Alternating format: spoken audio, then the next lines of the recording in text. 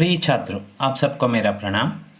आज मैं सूर्यकांत त्रिपाठी निराला द्वारा रचित सरोज स्मृति नामक एक लंबी कविता पढ़ाने जा रहा हूँ।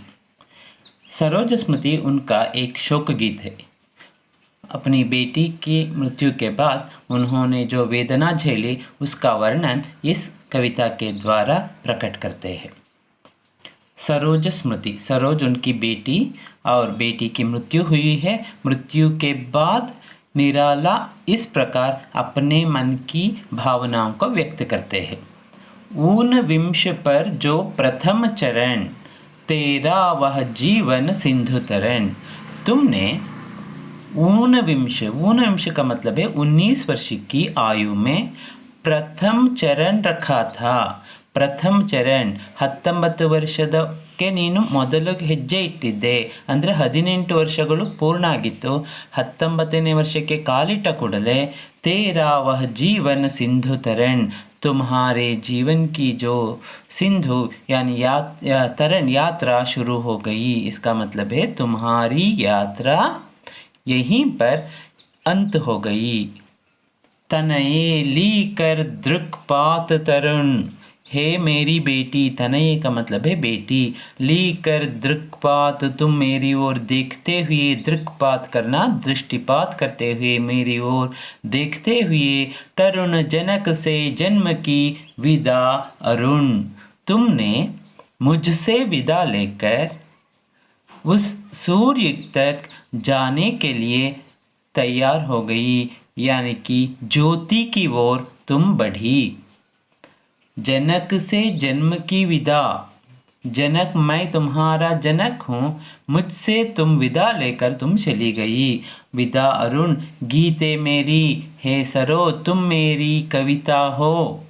गीते, गीत का मतलब है कविता, मेरी कविता की तरह तुम थी, तुम मुझे छोड़कर चली गई। तज रूप नाम, तुमने अपना रूप अपना नाम सब कुछ त्याग कर दिया। तज, तजना त्याग करना। वर लिया अमर शाश्वत विश्राम, और तुमने क्या स्वीकार कर लिया है? अमर शाश्वत विश्राम, जो अमर, अमर का मतलब है जो भगवान की तरह, एक देवी की तरह तुम शाश्वत विश्राम स्थल पर चली गई हो, मुझे अकेले छोड़कर। ಅಲ್ಲಿ ಕವಿ ಹೇಳ್ತಾ ಇರೋದೇನು ಅಂದರೆ, ನೀನು ನನ್ನನ್ನು ಬಿಟ್ಟು ಹೋಗಿದೀಯಾ, ನಿನ್ನ ಹೆಸರು ಏನಿತ್ತು ಸರೋಜ ಅಂತ ಇಲ್ಲಿ ಕರೆಯೋದಕ್ಕೆ ಇಲ್ಲಿ ಯಾರೂ ಇಲ್ಲ, ಈಗ ನೀನು ನನ್ನನ್ನು ಬಿಟ್ಟು ಒಂದು ಅಮರವಾಗಿದೆಯಾ, ಅಂದರೆ ನೀನು ನನ್ನನ್ನು ಶಾಶ್ವತವಾಗಿ ಬಿಟ್ಟು ದೂರ ಹೋಗಿದೀಯಾ. ಪೂರೆ ಕರ್ ಶುಚಿತರ सपर्याय जीवन के अष्टदशाध्याय, तुमने अपने जीवन के अष्टदशाध्याय, अष्टदशा का मतलब है 18 अध्यायों को पूरा कर दिया है।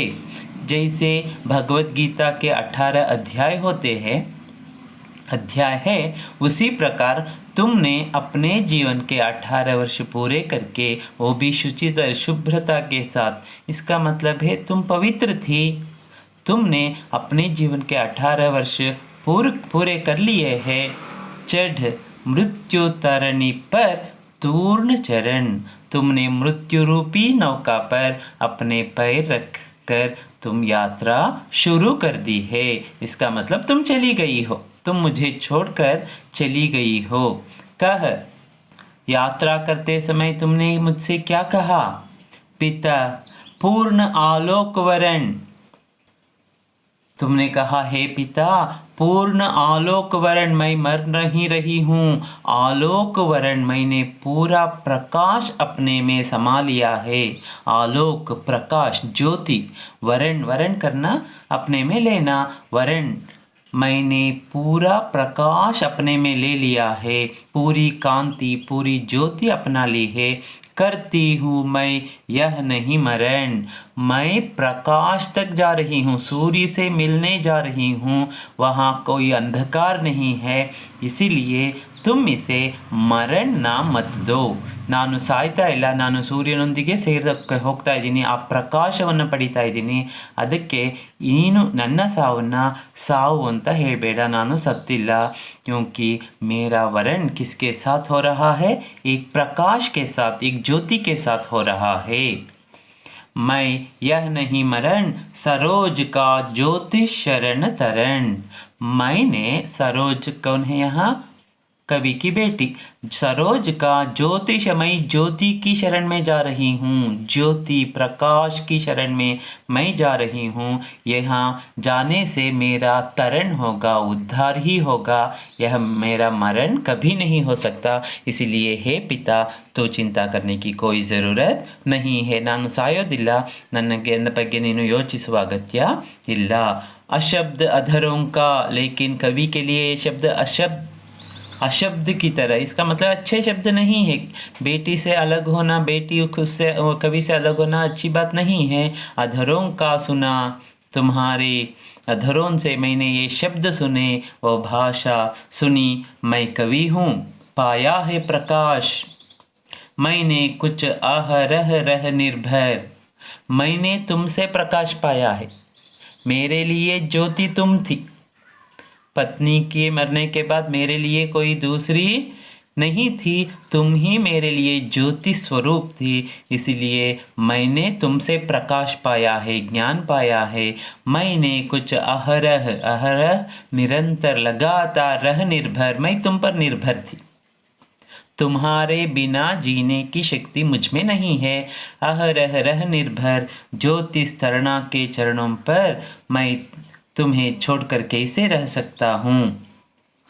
जीवित कविते, तुम तो जीवित कविते की तरह थी। जैसे कविता कभी मरती नहीं, वैसे मैंने सोचा था कि हमेशा तुम मेरे साथ रहोगी। शत शर जर्जर, तुम्हें पता है मेरी क्या हालत है। शत शर जर्जर, शत का मतलब है 100, 100, ಶರ್ का मतलब है ಬಾಣ್, ಜರ್ಜರ್ ಜರ್ಜರಿತ್ ಘಾಯಲ್ ಅಂದರೆ 100 ಬಾಣಗಳನ್ನು ಹೊಡೆದಾಗ ಎಷ್ಟು ಗಾಯ ಆಗುತ್ತೋ, ಎಷ್ಟು ನೋವಾಗುತ್ತೋ, ಆ ರೀತಿಯಲ್ಲಿ ನಾನು ದುಃಖದಲ್ಲಿದ್ದೀನಿ, ಅಷ್ಟು ದುಃಖ ನನಗಾಗ್ತಾ ಇದೆ। ನೀನು ಜೀವಿತ ಕವಿತೆ ರೀತಿ ನನ್ನ ಜೊತೆ ಇದ್ದೆ, ಈಗ ನೀನು ನನ್ನನ್ನು ಬಿಟ್ಟು ದೂರ ಹೋಗಿದೀಯಾ। छोड़ कर पिता को ऐसे मैं पहले ही जर्जरित हूँ, तुम मुझे छोड़कर, अपने पिता को छोड़कर इस पृथ्वी पर तुम सूर्य तक जा रही हो, प्रकाश पाने के लिए जा रही हो। तू गई स्वर्ग, तो कहाँ चली गई? तो स्वर्गलोक में चली गई। क्या यह विचार, क्यों ऐसा किया? क्या तुमने विचार किया था? ಏನು ವಿಚಾರ ಮಾಡಿದ್ದೆ? ಏನಕ್ಕಾಗಿ ನೀನು ನನ್ನನ್ನು ಬಿಟ್ಟು ಸ್ವರ್ಗಕ್ಕೆ ಒಬ್ಬಳೇ ಹೋಗಿದೀಯಾ? क्या यह विचार जब पिता करेंगे मार्ग पार, जब पिता की मृत्यु होगी, इस दुनिया को छोड़कर वे जब वे आएंगे, मार्ग पार करके आने का मतलब है मरने के बाद, यह अक्षम अति, यह मार्ग जो है स्वर्ग तक जाने का मार्ग, यह अक्षम है, इतना सरल काम नहीं है, आसान नहीं है, अति अक्षम है। पिता से यह नहीं होगा, तब मैं सक्षम हूँ। पिता को रास्ता दिखाने का काम मैं करूँगी। ऐसा सोचकर क्या तुमने ऐसा किया? ಅಂದರೆ ನಾನು ನಿನಗೆ ನನ್ನ ತಂದೆ ಸತ್ತು ಬಂದಾಗ ಅವರಿಗೆ ಸ್ವರ್ಗದ ದಾರಿಯನ್ನು ತೋರಿಸ್ತೀನಿ ಅಂತ ನೀನು ಮೊದಲು ಸತ್ತಿದೀಯಾ। जब पिता करेंगे मार्ग पार, यह इस मार्ग को पार करके आएंगे, तब अक्षमति, अक्षम है, क्षम इतना आसान काम नहीं है, तब तुम सक्षम हो, सबल हो। ऐसा सोचकर तुम मुझसे पहले चली गई हो। तारूंगी कर गह दुस्तरतम, इस अंधकार को पार करने की शक्ति मेरे पिता में नहीं है। उस अंधकार से उन्हें बाहर लाने का काम मैं करूंगी। ऐसा सोचकर तारूंगी, उनका उद्धार करूंगी। कर गह का मतलब है हाथ पकड़कर, हाथ पकड़कर इस दुस्तर, इस घने अंधकार से, तम का मतलब अंधकार, ಈ ಕತ್ತಲೆಯಿಂದ ಅವರನ್ನು ಹೊರಕ್ಕೆ ತರೋ ಪ್ರಯತ್ನವನ್ನು ನಾನು ಮಾಡ್ತೀನಿ, ಅವರ ಕೈಯನ್ನು ಹಿಡಿದುಕೊಂಡು ಅಂತ ಹೇಳಿ ನನಗಿಂತ ಮೊದಲು ನೀನು ಆ ಸೂರ್ಯನಲ್ಲಿ ಆ ಸ್ವರ್ಗದ ಕಡೆಗೆ ಹೋಗಿದೀಯಾ। कहता तेरा प्रयाण सविनय, तुम्हारा जो प्रयाण है मुझसे अलग होने का, वह मुझसे यही कह रहा है सविनय, विनय के साथ। तुम्हारी बातें मुझे ऐसी लग रही है कि तुम यही बातें मुझसे कह रही हो। तुम्हें प्रकाश दिखाने के लिए मैं पहले जा रही हूँ। हे पिता, कोई ना अन्यथा भावोदय, उस समय जब तुम्हारी मृत्यु हुई तब मुझ में कोई दूसरा भाव ಉದಯ ही नहीं हुआ, दूसरे भाव का ಉದಯ नहीं हुआ.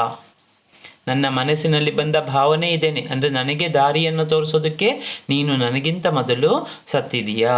ಶ್ರಾವಣ ನಭ ಕಾ, ಶ್ರಾವಣ ಮहीना नभ का आसमान में स्तब्धांधकार था. रात का समय था, श्रावण का महीना, और रात का समय स्तब्धांधकार, अंधकार भी स्तब्ध था, अंधेरा भी खामोश अंधकार या घना अंधकार था. ಅಂದರೆ ಕಗ್ಗತ್ತಲು ಹರಡಿತ್ತು. ಶುಕ್ಲ ಪ್ರಥಮ, ಶುಕ್ಲ ಅಂದರೆ ಶುಕ್ಲ ಪಕ್ಷದ ಪ್ರಥಮ पाड्यद दिनदंदु प्रथमा के दिन कर गई पार. उस दिन तुम मुझे छोड़कर चली गई. उस अंधकार में तुम चली गई. क्यों चली गई हो? मुझे रास्ता दिखाने के लिए. धन्य हे मेरी बेटी सरोज, तुम धन्य हो. धन्य, मैं पिता निरर्थक था. तुम मुझे मार्ग दिखाना चाहती हो, लेकिन खुद मैं निरर्थक था. कुछ भी तेरे हित ना कर सका. तेरे हित के लिए, तेरी भलाई के लिए मैंने कुछ नहीं किया. तेरे हित ना कर सका, मैंने तुम्हारी भलाई के लिए कुछ नहीं कर सका. ನಿನಗೆ ಒಳ್ಳೆಯದಕ್ಕಾಗಲಿ, ನಿನ್ನ ಒಳ್ಳೆಯದಕ್ಕಾಗಲಿ, ನಿನ್ನನ್ನು ಚೆನ್ನಾಗಿ ನೋಡ್ಕೊಳ್ಳೋದಕ್ಕೆ ನಾನು ಏನನ್ನೂ ಮಾಡಲಿಲ್ಲ. कुछ भी तेरे हित ना कर सका. जाना तो अर्थगमोपाय. अर्थ पैसा कमाना चाहता था एक कवि बनकर. अर्थगमोपाय पर रहा सदा संकुचित काय. लेकिन पैसे के लिए मैं कभी नहीं लिखता था. पर रहा सदा संकुचित काय, में संकुचित ही रहा. इसका मतलब उसमें मुझे कोई ಪ್ರಗತಿ नहीं हुई. ಒಬ್ಬ ಕವಿಯಾಗಿ ನಾನು ಹಣವೂ ಬರಬಹುದು ಅಂತ ಅಂದ್ಕೊಂಡಿದ್ದೆ, ಆದರೆ ಆ ಉಪಾಯದಲ್ಲಿ ನನಗೆ ಹಣ ಬರಲಿಲ್ಲ. ಯಾಕಂದರೆ ಮೈ पैसे के लिए कभी नहीं लिखता था. पर रहा सदा संकुचित काय. लख कर अनर्थ आर्थिक पथ पर. हमेशा मैंने देखा आर्थिक रूप से मैं कमज़ोर ही रहा. मेरे पास कभी ज़्यादा पैसे आए ही नहीं. आर्थिक पथ पर अनर्थ ही था. अर्थ कभी मिले ही नहीं. अर्थ ಅಂದರೆ ಹಣವೇ ಸಿಗಲಿಲ್ಲ. ಅದಕ್ಕೆ मेरी आर्थिक स्थिति बहुत शोचनीय रही. तुम्हें भी पता है मेरे पास कभी ज़्यादा पैसे आए ही नहीं. हारता रहा मैं स्वार्थ समर. अपने स्वार्थ के लिए मैं इस समर को हारता रहा. स्वार्थता एक अच्छी रचनाएं करके अच्छा कवि बनना. मैं कवि बनने के इस क्रम में मैं अपना स्वार्थ हार बैठा. इसका मतलब मुझे पैसे नहीं मिले, इसलिए गरीब ही रहा. शुचिते, तुम तो शुचिते, शुभ्र हो. पहना कर चीनाम शुक. मैं तुम्हें चीनामशुक, रेशमी वस्त्र पहनाना, रेशमी साड़ी पहनाना चाहता था, लेकिन उतना पैसा मेरे पास नहीं था. रख ना सका ना तुझे अतः दधिमुख. तुम्हें अच्छी साड़ी, अच्छे कपड़े भी नहीं पहना सका, और तुम्हें दूध पिलाने के लिए भी मेरे पास पैसे नहीं थे. रख ना सका तुझे अतः दधिमुख. दधि का मतलब है दूध. दूध भी पिलाने की शक्ति मुझ में नहीं थी. क्षीण का ना छीना कभी अन्न. तुम्हें खुश रखने के लिए या खुद खुश रहने के लिए मैंने कभी क्षीण का, जो दुर्बल है, उनसे मैंने कभी अन्न नहीं छीना. इसका मतलब मैंने दूसरों को कभी हानि नहीं पहुंचाई. ನಾನು ಬೇರೆಯವರಿಗೆ ತೊಂದರೆ ಮಾಡಿ ನಾನು ಹಣವನ್ನು ದುಡಿಯೋ ಪ್ರಯತ್ನ ಯಾವತ್ತೂ ಮಾಡಲಿಲ್ಲ. मैं लख ना सका वे दृग विपन्न. मैंने उनकी आंखों को, दृग का मतलब आंखें, विपन्न दुखी आंखों को मैं देख ना सका, क्योंकि दूसरों का दुख अपना दुख मुझे लगता था. इसलिए मैंने दूसरों को कभी दुखी नहीं देखना चाहता था, और इस इरादे से मैं कभी तुम्हें सुखी नहीं रख पाया. अपने आंसुओं अतः बिंबित देखे है अपने ही मुख चित. अपने आंसुओं से मैं, जो आंसू मेरे आँखों से निकलते थे, वैसे ही आंसू उनके मुँह से, उनकी आँखों से भी निकलते थे. उनका चेहरा देखकर मुझे भी बहुत दुख होता था. सोचा है नत हो बार बार हमेशा. बार बार मैं सिर झुकाकर ಮತ್ತೆ ಮತ್ತೆ ನಾನು ತಲೆ ತಗ್ಗಿಸಿ ಯೋಚನೆ ಮಾಡ್ತಾ ಇದ್ದೆ, ಯಾಕೆ ನನ್ನ ಪರಿಸ್ಥಿತಿ ಹೀಗಾಗಿದೆ ಅಂತ. यह हिंदी का स्नेहोपहार.